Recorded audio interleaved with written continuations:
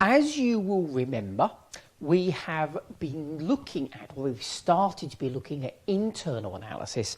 And internal analysis, the idea is that we are thinking about our strengths and our weaknesses. So if you remember, before the break, we were looking at the 9 M's model, which was a way of thinking about categories where we may have a competitive advantage over our rivals. Now, something to bear in mind, it's useful, it's good to have a competitive advantage, fairly obviously, but the trouble is, what if everybody else, your rivals, what if they copy what you are doing? So it's important that we not just have a competitive advantage, but that it's sustainable. In other words, it's going to last for a long time. A good example of this, and it's something that I have mentioned in previous sessions, and I do apologise, but if you think about sports teams, a team that wins a championship, a league, a title, in whatever sport it is, they are obviously the best team of that particular year. They obviously have a competitive advantage of some description. So they win once, and that's good. All their supporters will be really pleased with that. But sustainable competitive advantage means that they will win again and again and again. And very few sports teams, again in any sport, are able to do that consistently. There are some, but they are the exception. So a lot of teams can win something once, but to win it again and again and again is very difficult. Now, you get this a lot in the exam. You get a lot of organisations in the exam that have been successful in the past, but are now finding it very, very difficult to maintain that success. Now, you will remember in previous sessions we've looked at external analysis. And a key thing in external analysis, something that we saw earlier on in this particular session, is the idea of new competition. New competitors who come in and in effect do what you're doing but do it better, and they start taking away your customers. So sustainable competitive advantage in the exam, often you have a company that has been good and now for whatever reason there are new entrants, other people are copying them, customers aren't really interested in that particular product anymore, perhaps there is new technology available that's made something else important. For whatever reason, they're not as successful as they used to be, and we have to give the company some new ideas about what they should do next. So, sustaining competitive advantage. The key thing is that if you want a sustainable competitive advantage, it should be something that is difficult for other people to copy. So it should be rare. Another way of saying that is it should be robust. Rare tends to refer to resources, the things we own. Robust tends to refer to competencies, the way that we do things. So rare is usually going to be thinking about a particular thing that we own. Some sports teams are very successful because of the players that they have. That's something that's rare because obviously they have got those players and other people haven't. Robust processes that we will look at in chapter 11 and 12. Some sports teams are successful because of the way that they do things. Now that could be copied by other people. The other thing is difficult for a customer to substitute. So in other words, once a customer has started buying things from us, we want to make it difficult for them to then stop buying from us and buy from somebody else. We want to be able to lock a customer in. So if another company comes along, our customer can't really use that other company. They have to stick with us. Now again, in the exam, often you get companies that were successful and have now lost that success for whatever reason. Now that brings us on to one of the big models in this particular chapter, the idea of Porter's value chain. Now Porter's value chain is exactly the same as Porter's 5 forces. It's exactly the same as PESTLE in that it's simply 9 different headings In the exam, you simply have 9 different headings, and in these 9 headings, you can say, this is what's in the scenario, and this is why it's important to the organisation. Now, remember, in Chapter 5, we're looking at internal analysis. We're looking at strengths, and we're looking at weaknesses. Now, in real life, Porter's value chain may be used in lots of different ways, but in the P3 exam, your examiner uses it in a very particular way. And the way that he's going to use it is simply to allow you to say, here is a strength because, and I've put it under this heading. More likely, here is a weakness. It's a weakness because, and again, I've put it under this particular heading. Now, let's go through what the headings are. Now, please, please, please remember, I think we've said this in previous sessions, the examiner, the marker, is interested in this is a weakness because, this is a strength because. They are interested in what comes after the word because. That's the key point. Which heading you put it under, they're really not that bothered about. I often mark value chain questions where the student has got everything in the wrong heading and they can still get a very good mark because their analysis, the because part, is very good. So don't worry about, in the exam, don't worry about which heading it goes under. It really doesn't really matter that much. You should learn the headings, you should learn the definitions, because there are often marks in the exam for definitions of these 5 headings, but there aren't going to be very many of them. And certainly, please do not simply repeat the examples that are in the textbook, the examples that I might be giving you now in the exam. The marker does not care about that at all. The marker cares about, tell me about this particular company that we are looking at in this particular situation. That's what the marker's interested in. So Porter's value chain. The idea behind Porter's value chain is simply to say, here is the price of a product. I'm just going to change that pen and make it a thinner one. As you know, my writing's not particularly good at the best of times, and with that pen it's going to be even worse. So you have the price, and then Porter says everything that you spend money on, in other words, all of your costs that you have, can be divided into 9 different sections, 9 different types of costs. If you've got your price at the end of that triangle, and the blue rectangle that I've highlighted is your costs, then hopefully it's fairly obvious that what's in the green triangle, what's in that triangle at the end, that's obviously going to be your profit. And so what Porter is interested in is, what are you spending the money on? What kind of costs have you actually got? He divides these 9 costs into 2 kinds.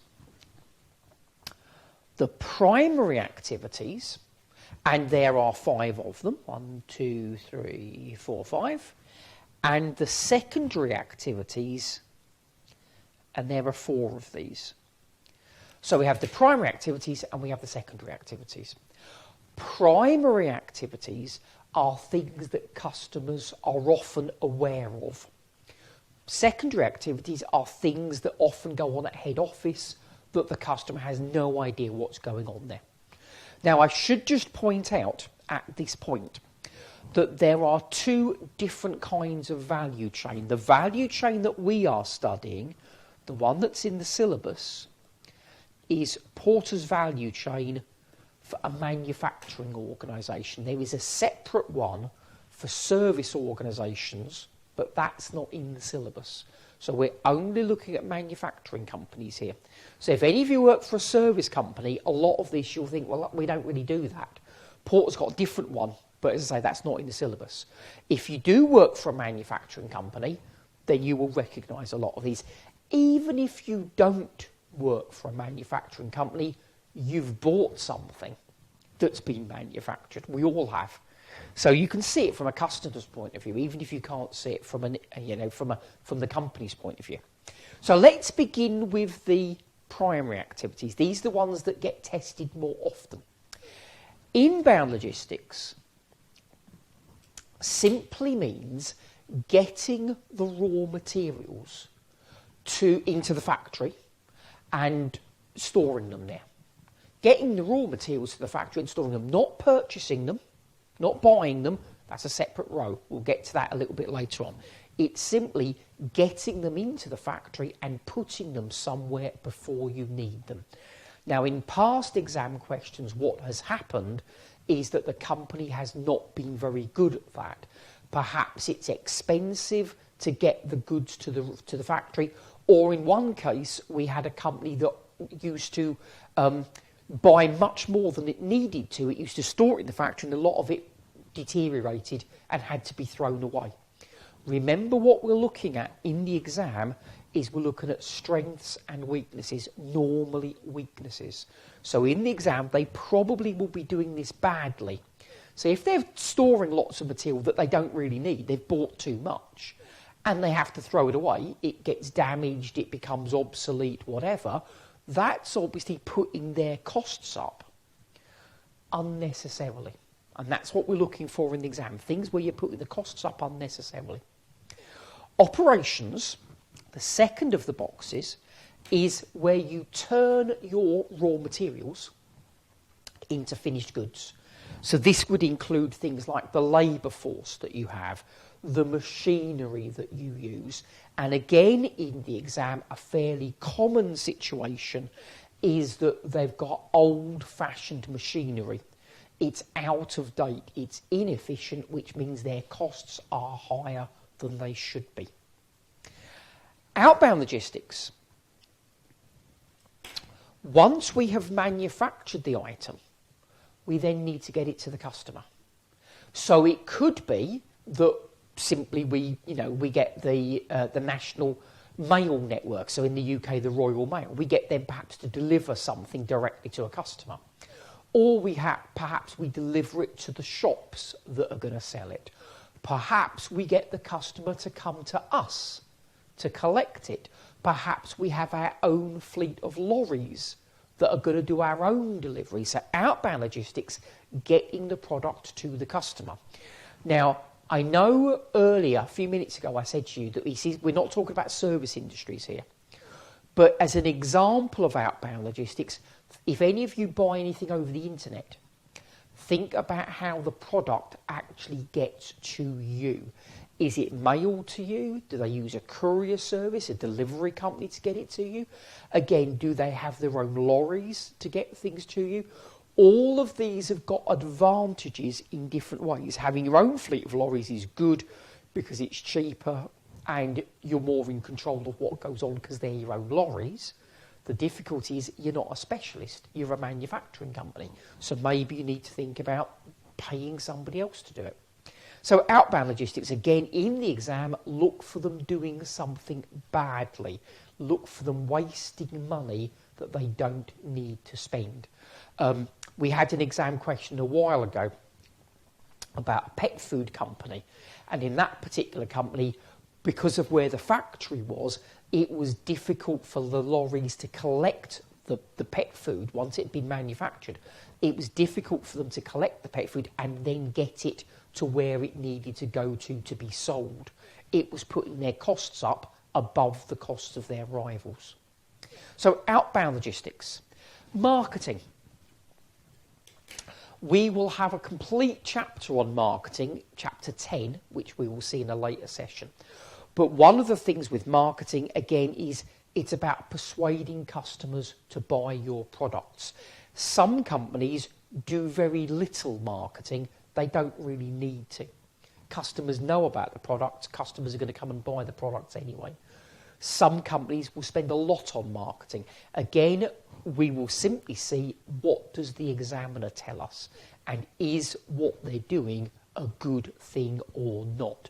Again, with the pet food company that I was just mentioning, although their outbound logistics wasn't very good, it was expensive because of where the factory was, their marketing was excellent.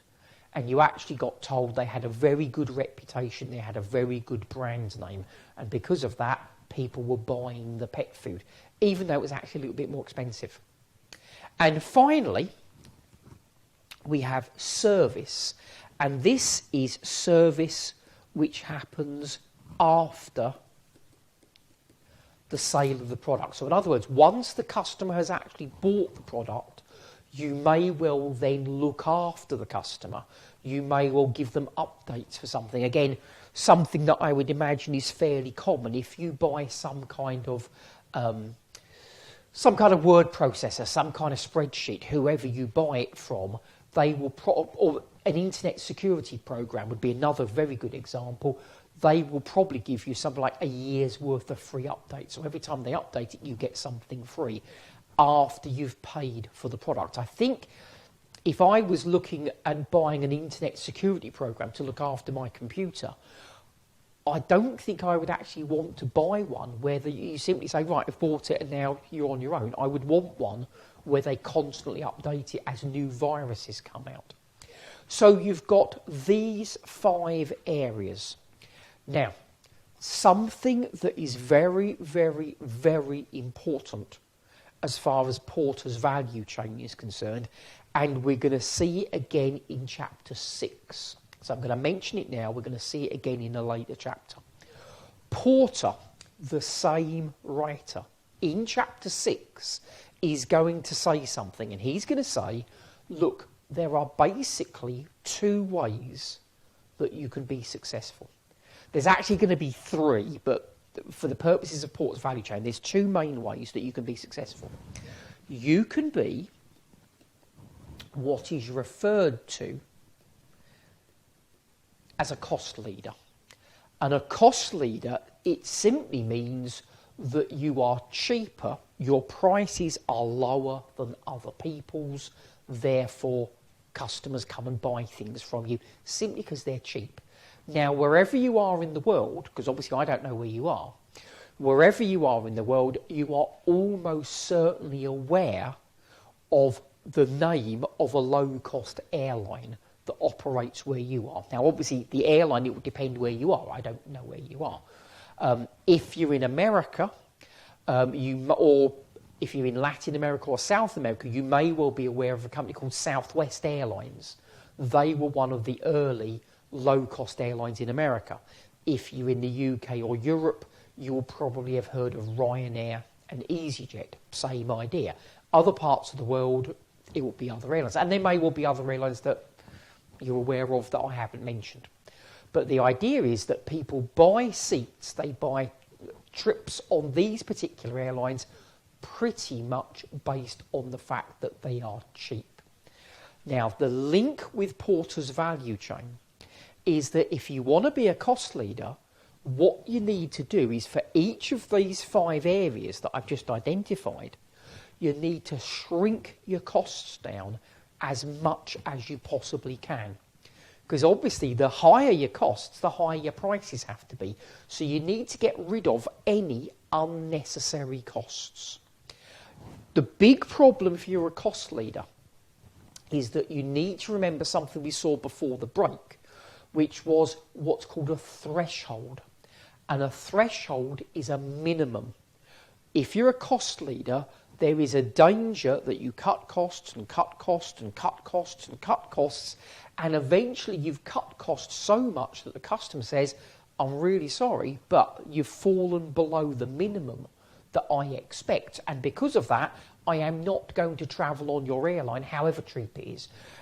Let's be honest. Imagine that you had an airline and they cut costs, and one of the costs that they cut was safety costs.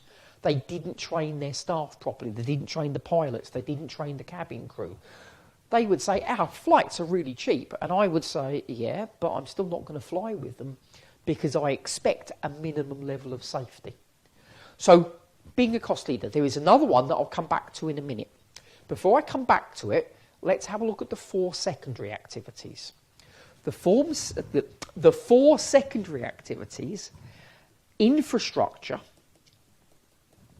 simply means how is the organisation put together? What kind of departments does it have?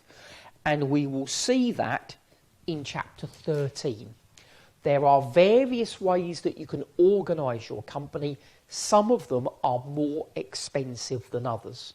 So if you want to be a cost leader, you need to make sure your organisation is set up in a way that's not wasting money by duplicating things. Second one that we've got, human resource management. We will see this also in chapter 13. Things like recruiting of your staff, things like training of your staff. If you are a low-cost airline, training your staff, you need to probably do a lot of training. You will need to make sure that you do it in a very cost-efficient way, because otherwise those costs are going to go up.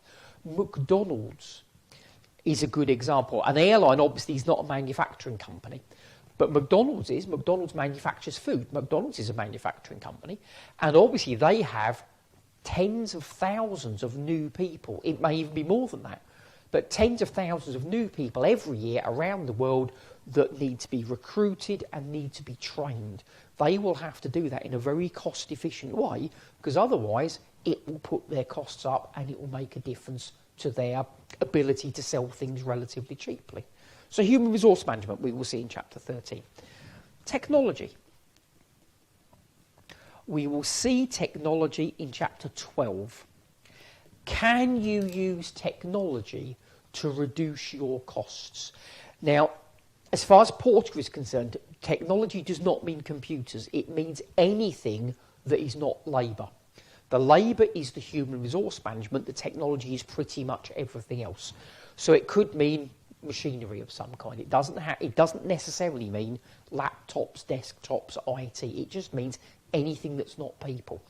Again, if you've got old-fashioned machinery, if it's outdated, your costs will be higher than they need to be. And finally, procurement. We will also see this in chapter 12. If you remember a few minutes ago, I said to you that inbound logistics is about receiving and storing the raw material. It's not about buying it. The procurement is the buying bit. So buying the raw material is procurement, receiving and storing it till you need it in your factory, that's the inbound logistics. So if we have a look at McDonald's just for a second, we can see how some of these things, some of these areas relate to McDonald's. Now, McDonald's is basically a cost leader. They are saying to you, buy our products because they're not very expensive. So how do they keep their costs down? Well, one of the things that they do is they use a lot of technology inside the restaurants in order to keep costs down. So, for example, the machines that they use, the cookers that they use to cook the fries, I would call them chips, but McDonald's calls them fries. The machines they use to cook the fries don't have a temperature switch on them. All you can do is turn them on and off. Why can you only turn them on and off? Because all the fries all have to be cooked to the same temperature, so there's no point in having a temperature setting. If you had a temperature setting, it would be more expensive to manufacture, and of course a worker could set it to the wrong temperature. The workers aren't allowed to do that. All they can do is turn it on and off. It makes it cheaper to manufacture. It keeps their cost down. It may not make a lot of difference, but it all helps. Imagine how many of these things they have around the world. Procurement, they will be able to buy potatoes in bulk, which will allow them to get economies of scale. They'll be able to get bulk discounts. They'll be able to get their costs down. Inbound logistics, most of the raw materials that McDonald's use, the ingredients that they're going to use in the food, most of them are frozen. So they're delivered frozen. I know this because one of our buildings, not the building I'm in now, but it's pretty close to where I am now, there is a McDonald's underneath the college. So the college is on the second, third, fourth floor, and there's a McDonald's on the ground floor. And so when we teach evening classes, we often see the McDonald's lorry turning up, and everything is frozen. Why is it frozen? Because it's cheaper to store. It's not going to go off. If you delivered it fresh, then obviously it could deteriorate. You'd have to throw it away. So they use frozen. It's cheaper. It keeps their cost down. Operations, they use low-cost labour because that keeps its cost down. There's lots of things they do to keep the cost down. Now, whenever I do this as an example, whenever I do McDonald's as an example, somebody always says, but marketing. McDonald's spend a lot of money on marketing. They're probably, I would guess McDonald's are probably either the biggest or the second biggest advertiser in money terms in the world. I'm guessing, I may be wrong, but I'm guessing it's either them or Coca-Cola. So they're certainly one of the biggest, if not the biggest. And so students will say, but a cost leader, you said they've got to keep the cost down. Yes, McDonald's spend tens of millions of dollars a year on advertising, but think of how many products they make. They are able, again, to get economies of scale. They spend tens of millions of dollars, but they make hundreds of millions of items. The cost per burger, the cost per portion of fries is probably relatively low, simply because they sell so many items. So McDonald's, its value chain, is looking at getting rid of all unnecessary costs so that they can be a cost leader. That's what they're trying to do. So in the exam, you may well get a company that's a cost leader and they're wasting money on something. You know, again, if McDonald's was to use trained staff, it wouldn't really, who are highly qualified, it wouldn't really suit McDonald's. It'd be a bit of a waste of their time. So in the exam, look for anything that is just a waste of money and tell the company to stop doing it. Now, I said there were going to be 3 strategies that Porter talks about in Chapter 6, 2 of which are important here. Cost leadership is one of them. The other one that is important is what's called differentiation. Product differentiation, it's sometimes known as, but differentiation. Differentiation means making your product different to other people's. And then if you can persuade them that it's different, that it's better than other people's, you can charge people more money. So the idea with Porter's value chain, if you are a product differentiator, is to think, how can you add value? How can you add value to the customer? How can you try and persuade the customer that your product is better than other people's? Now, if you are a product differentiator and you are using Porter's value chain, you look at things in a very different way. You look at, are there any places where I can convince the customer that my product is better somehow? And and generally that means spending more money. You leave those costs there because the customer will pay you for it. That is very, very important in the exam. A lot of students get that wrong.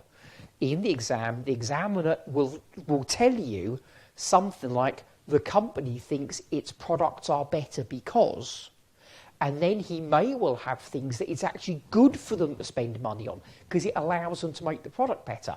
And students will come along and say, that's too expensive, get rid of that. That's too expensive, get rid of that. And what will happen is they'll take away the reason why customers are buying the product. So, again, if you were talking, forget McDonald's, but imagine you were talking about a restaurant. Again, wherever you live, wherever you are in the world, I imagine there will be some kind of nice restaurant that people go to as a treat. It might well be very expensive, but people still go there. If people weren't prepared to go there, everybody would go and eat at McDonald's. And people don't. People actually are willing to spend money on something. So you have to think, what is adding value? What is persuading people that they should pay extra for a meal rather than going to McDonald's? Well, inbound logistics, they may well use fresh ingredients. Fresh ingredients are going to be expensive to buy in the first place. Procurement costs will be higher. And also, they will go off more quickly, which means you'll need to throw them away. Your costs will go up. Now, again, in the exam, a lot of students will say that's a really bad thing. use frozen ingredients, but fresh ingredients taste better. As long as you can persuade customers to pay more because they're going to get a meal that will taste better because it's made with fresh ingredients, there is nothing wrong with that. Yep, so inbound logistics, we use fresh ingredients. It is more expensive, but the food will taste better, so the customer doesn't mind paying extra. Similarly, operations. We said with McDonald's that you would use unskilled workers because they're cheap. Well, in a nice restaurant, you use skilled workers. You use a chef. You have people who know what they're doing. They are more expensive. But again, the idea is that the customer will say, but the meal is better. The meal tastes nicer because it's been made by a skilled worker. Therefore, I am willing to pay more money for it. So again, you can see in these kind of situations, there are going to be costs which add value. So just be very, very careful in the exam. What kind of company is it? Is it a cost leader? Get rid of anything unnecessary. A cost leader does not care about adding value at all. Cost leader simply says, let's do it as cheap as we can as long as we don't go below a threshold. A product differentiator will say, we don't mind spending money on that because customers will pay us for it. Now, whichever kind of company it is, doesn't matter which kind of company it is, they still do not want to waste money. A differentiator, it only works if the customer says, yes, I am happy to pay that. If the customer says, I don't care about that, I'm not bothered about that, then it doesn't work anymore. So you have to be very careful about what you're doing to differentiate your product. You can't just simply say, we'll spend money on this and money on this and money on this, and the customer will pay for it. The customer may not do. Now think about what you purchase when you're doing your grocery shopping. Or grocery shopping is a good example. It could be anything you like, but grocery shopping is a good example. Because generally when you go grocery shopping, generally you're buying things that have been manufactured somewhere. You could be thinking about clothes, computers, anything else you want to, don't really mind, but grocery shopping works. There will be some products that you buy and you buy them because they're the cheapest. There'll be some products that you buy because you think they are better somehow. Now, as an example of this, I do all the grocery shopping, so I am the expert in my family on grocery shopping. It's easier for me to go than it is for my wife to go, so I go. And my wife and I, we don't drink milk. Or we do, but we drink what's called soya milk. We don't drink milk that comes from cows. I don't know why. My wife decided about 7 or 8 years ago that we weren't going to drink cow's milk, and now we don't. So I go down to the shops and I buy soy milk, and I buy the basic own label one. So in other words, the grocery store, the supermarket I go to, do their own version, and I buy that. There are some branded ones made by well-known companies. They're about twice as expensive. It's milk. So I go for the cost leader one. It's about half the price. But there will be other things where we buy, where I have to do the shopping, remember, where I will deliberately buy something that is branded, that I know the name of it, and I know that I'm paying extra for something, but I'm happy to pay that. So, for example, when I buy crisps, if you're American, you'd call them potato chips. I like Doritos. And there are, again, the supermarket does it's like a tortilla chip, which is quite spicy. And the supermarket does its own version. But with that one, for whatever reason, I think I prefer the taste. I think it's more crunchy. I don't quite know what it is. But with that one, I will buy the one that's the product differentiator. With the milk, I buy the one that's the cost leader. Now, the reason is I use milk in my cereal. I put milk in my coffee. I can't really taste the difference because I'm putting it with something else. The Doritos, where I buy the differentiator, I just eat them on their own so I can taste the fact that it's better. You will do exactly the same thing. Some products, when you go grocery shopping, clothes, whatever, you buy the cost leader. Some products, you go for the differentiator. Now, remember, if you're a product differentiator, you have to persuade people that they should pay more for your product. And anything that persuades them to do that, that is adding value. That's okay for you to spend money on. Anything that doesn't add value, anything the customer thinks, I don't really care about that, is simply putting your costs up, which puts your prices up, and there will come a point where the customer says, it's just too expensive, and I don't care about it that much. Yep. So if Doritos were to spend a lot of money on packaging and have a really fancy packet, which would obviously cost more money, that doesn't make the chips taste any nicer. I wouldn't care. So I'd simply say, now it's too expensive, I'll buy something else instead. So you just have to be careful whichever one you are. Now, I come back to what normally happens in the exam. In the exam, they will be wasting money on something. You will think there's no point in them doing that. So all you're going to do is say, this is a weakness, because you'll put it under the correct heading.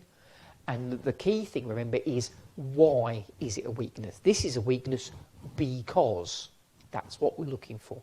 So I know I've spent a long time on Porter's value chain because it comes up regularly in the exam. A lot of students just simply write an essay about it.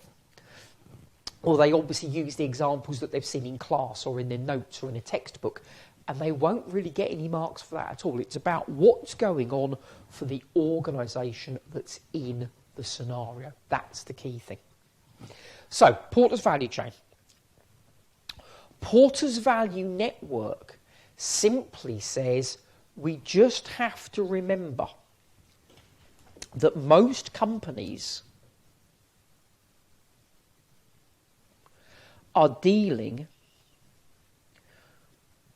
with other companies. So, for example, if I am supplying a cost leader, so I'm this company here, that's me. I'm supplying a cost leader. What will they want from me? They will want me to supply products that aren't very expensive. So let's imagine that the company I'm supplying makes low-cost electronic equipment. They will need me to supply low-cost computer chips. If I start saying my computer chips are better, so pay more for them, my customer will say, yeah, but that means we would have to put our prices up because our costs will go up and we're not going to do it. So if I'm supplying a cost leader, I need to supply low-cost products. Similarly, if I am supplying a differentiator, I need to know why people buy that company's products. And it might well be I am part of what adds value. So if the company says, buy our products because they're good quality, then I need to make sure that whatever I supply them is also good quality, because it fits in with what they do to add value. So the key thing with Porter's Value Network is you simply have to be aware, what is your customer saying? If your customer says, buy our products because, you, as a supplier, have to fit in with that. Otherwise, they're going to stop buying from you.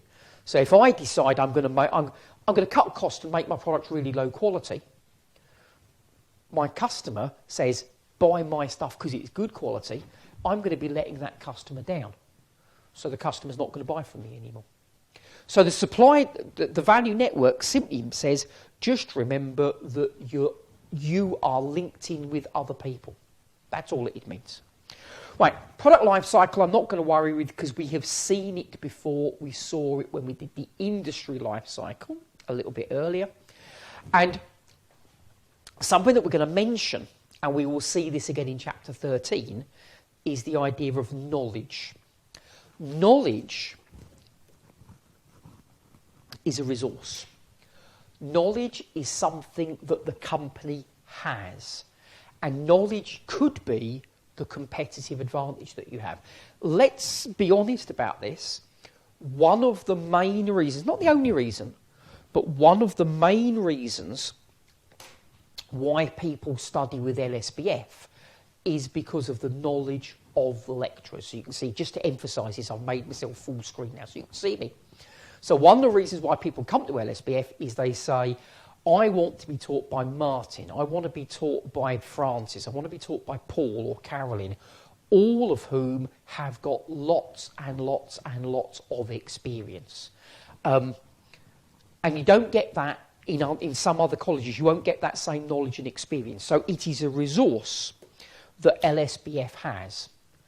Now, the only trouble with that, that's a really good competitive advantage because it's rare. There is only one Martin, there is only one Francis, there is only one Paul, there is only one me. That's probably enough of me's in the world, to be honest with you. But the idea is it's a great competitive advantage because it's rare. It's very difficult to copy. I don't work for anybody else.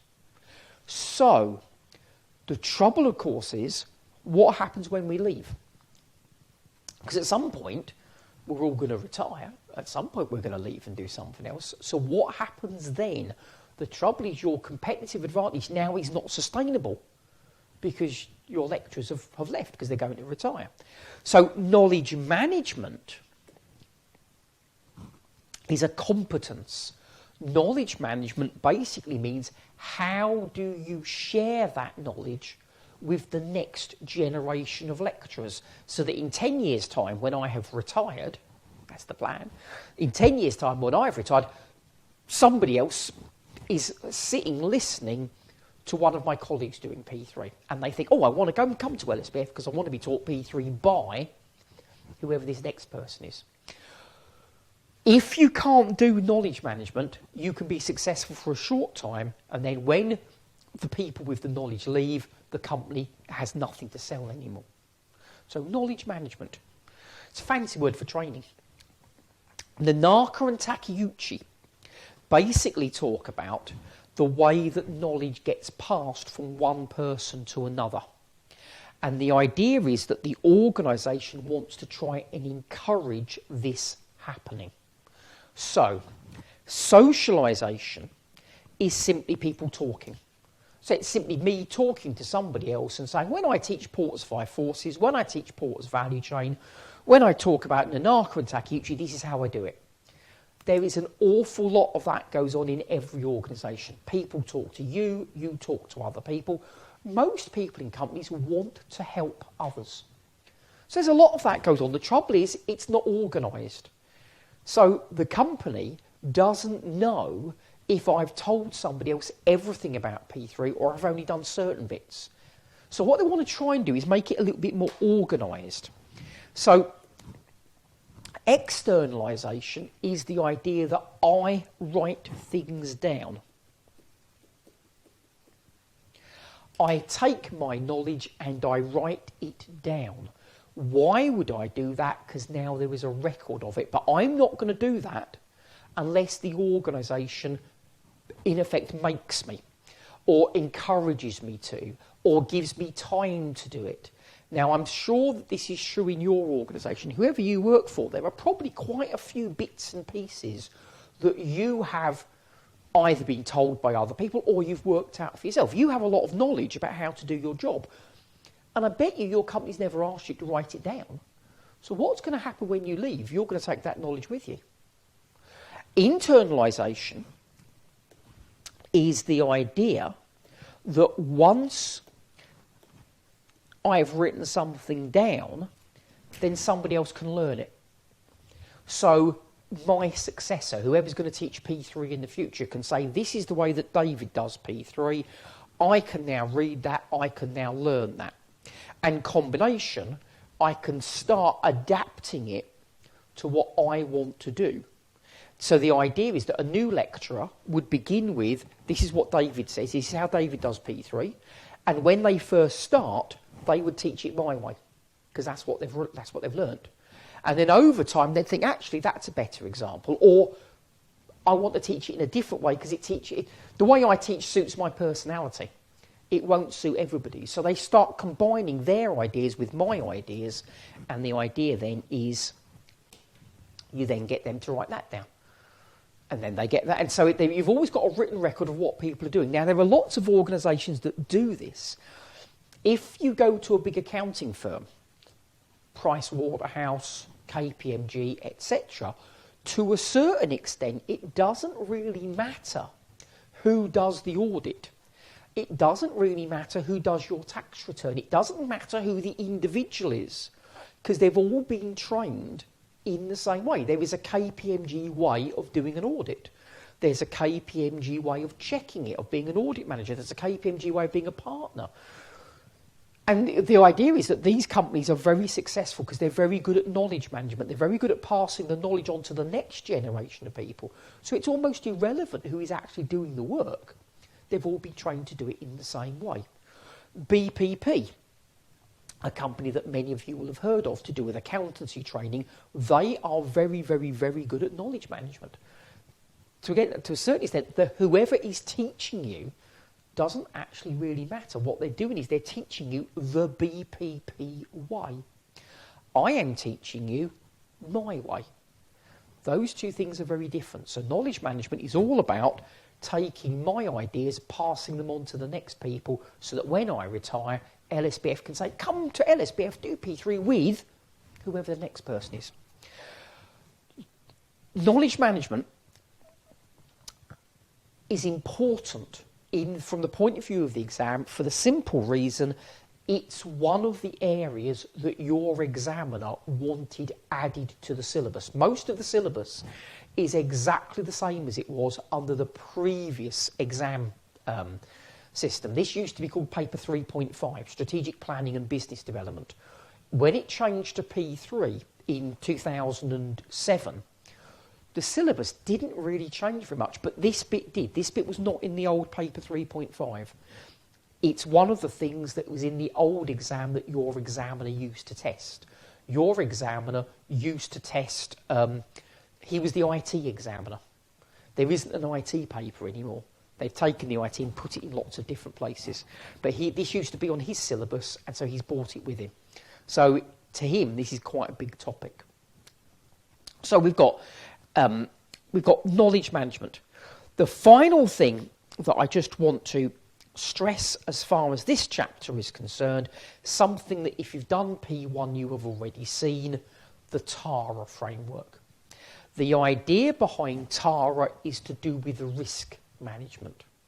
Now, whenever we are looking at a strategy, we'll do that particularly in Chapter 6 and Chapter 7, but whenever we're looking at a strategy, there is a risk that something goes wrong. What can we do with that risk? We can transfer it. We can let somebody else worry about it. There was an exam question a while ago where there was a risk that we had a company and some employees had gone to a meeting and they'd been in an accident. How could you transfer that risk, have the meeting at your factory and let everybody else travel to you? So you let somebody else worry about things going wrong. You can reduce the risk. You can reduce the impact. You can reduce the likelihood. So again, with this particular company that we had a while ago, the problem was that I think they had 4 or 5 people who'd all travelled together. Well, get them to travel separately. That way, if there is an accident, only one person is involved in it. Reduce the likelihood. One of the reasons that they had the accident was they travelled on a fairly small transport company. And so you could reduce the likelihood of there being an accident by travelling with a large company. They were on an airline. They travelled on a small airline, travel with a large airline. It may well be safer. Avoidance. Don't do any travelling at all. Avoid the risk, do the meetings over the phone, do video conferencing, and then you avoid the risk entirely. Or accepting the risk, you simply say, you've got to travel to meetings. We will try and reduce the impact, we'll try and reduce the likelihood, but at some point you get to the stage where you think, well, we've just got to go now, we've just got to get on and attend this meeting. So TARA says, can you get rid of any unnecessary risks by transferring them or reducing them? Avoiding it means don't do it at all. Accepting it means do it. You get this particularly with new products in the exam. They're going to do a new product, there's a risk things could go wrong. What could they do to try and reduce that risk? So TARA, as I say, if you've seen P1, you've seen that anyway. Now, the other thing that I want to talk about in this particular section is to have a look at a past exam question. So this question we said, December 2013, question 1, and it's a question called machine shop. We're going to look at part A in this section. We're going to look at part B in the next section, because part B is about making choices. Part B of this question is about making choices. We're going to come back and look at this again. Right, it says evaluate, or it says explain about 3 methods of growth. Now, I'm going to talk about the methods of growth in another lecture. So I'm not really worried too much about growth, internal growth acquisition and alliances at this point. What I really want us to do is make sure we understand what the question is and to find the strengths in the scenario. So it says explain each of the methods. So that means we have to do a definition of each of them. That'll get us a mark for each. That'll be 3 marks we'll get. It also says that we have to evaluate them. In other words, we have to apply our knowledge and say, are they working? Have they worked so far? And it then says, future growth, do you feel they will work in the future? So have they worked so far, and will they work in the future? Again, I'm just going to change that pen. Will they work in the future? Well, let's have a look at some of the things that we are told about this organisation. So, we have got, for example, the fact that we've got, at the machine shop, that's the name of the company, has got 50 brightly decorated stores. On average, a further 2 stores are opened every month. Now, we're not going to worry too much about this for today. We'll worry about it a bit more next time. But this is an example of what's called internal growth. They are basically opening their own stores. They're not buying anybody else's stores and then calling them machine shop. They're basically doing it themselves. Internal growth. It is obviously working because they're opening 2 stores a month. Absolutely fine. But is it going to carry on working in the future? Presumably at some point. The answer is going to be no, because at some point there'll be so many stores, there is nowhere left to open them. So it's a good example of a strategy that is working now, but is not sustainable. At some point they will need to do something different. Sustainable competitive advantage.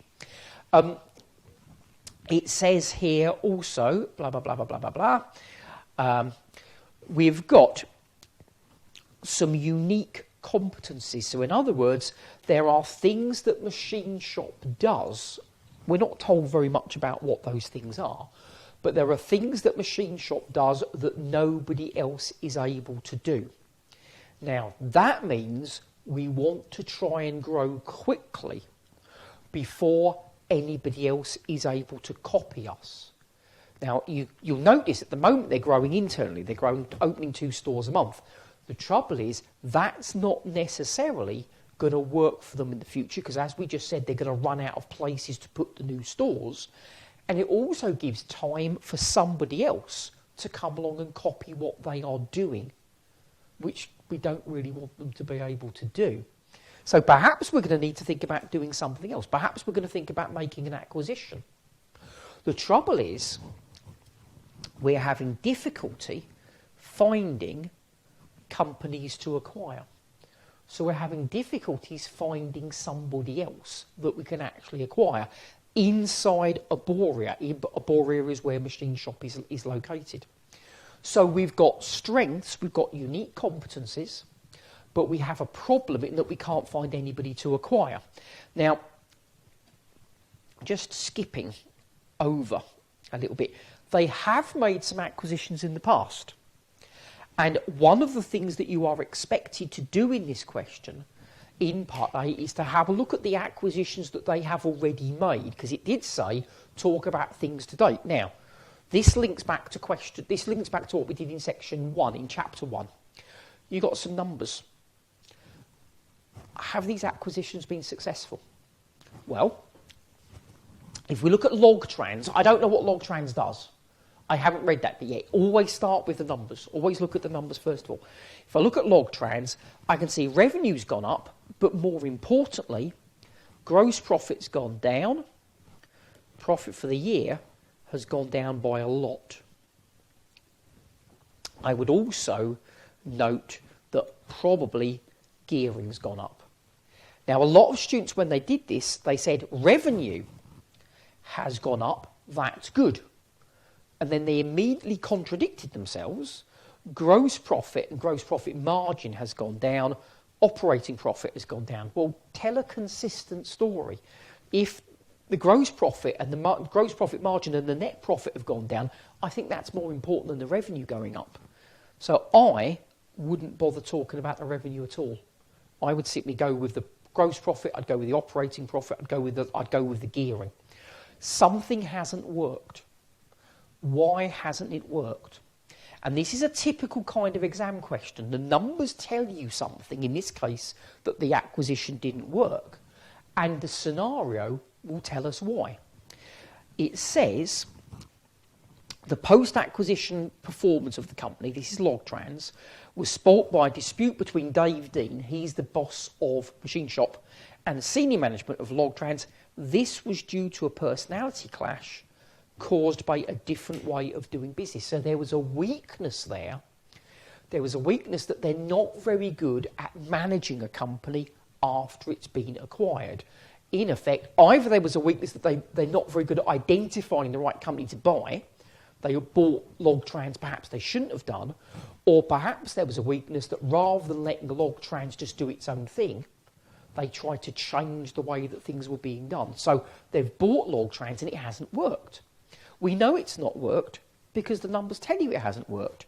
The scenario says, why hasn't it worked? Now, an awful lot of students ignored that entirely in the exam.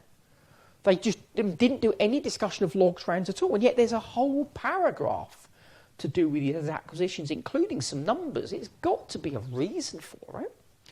Now, the other company they've bought is a company called EngSup, Engineering Support. The idea is Logtrans were purchased to deliver the products that Machine Shop manufactured to customers, outbound logistics.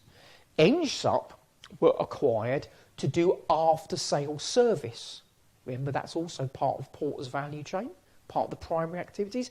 This one hasn't worked either. In this one, the gross profit margin has fallen.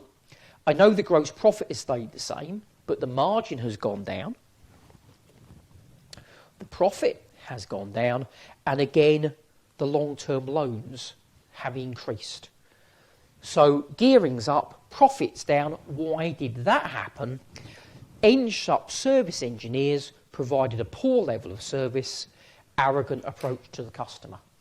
If we were using Porter's value chain, we would say that they are not adding value with the after-sales service. So again, maybe Machine Shop has a weakness. Perhaps they're not very good at identifying the kind of companies to acquire.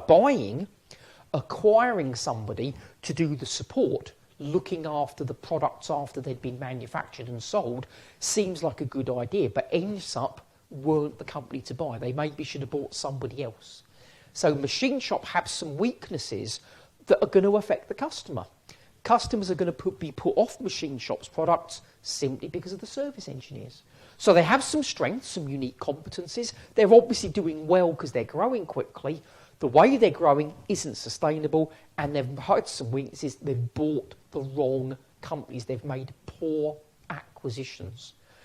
Now, in the next session, what we will look at is, I need to move that one on. In the next session, what we will look at, I just need to click on that. I do apologise. There, it's decided it doesn't want to do what I want it to do. So let's go back to that again. There we go. In the next session, what we will do is we'll actually have a look at part B of that question, and we'll see what they decide to do about it. I do apologise, my computer skills were lacking a little bit there. So the key areas that we've covered in this session. We looked at Porter's 5 forces. Remember, Porter's 5 forces, they are always threats. How severe are those threats? And we also looked at Porter's value chain. These are sources of competitive advantage. Second thing to think about, what we're going to do next session rather, what options have we got? Chapter 6. What strategy should we choose? Chapter 7. And we'll look at Machine Shop Part B. We've known that they've made some acquisitions which haven't gone well. We know that they're growing, but that is unsustainable. They'll need to do something else. So, until next time, I would urge you to have another look at Machine Shop Part A. Go through the whole question, read the whole thing. You will also perhaps notice some other things they've been doing well, some other things they've been doing badly, and particularly read up about FRG. FRG are the company that Machine Shop is thinking about buying. And just start having a think about whether you feel it would be a good idea for Machine Shop to make this acquisition. So, until next time, good luck with your studying.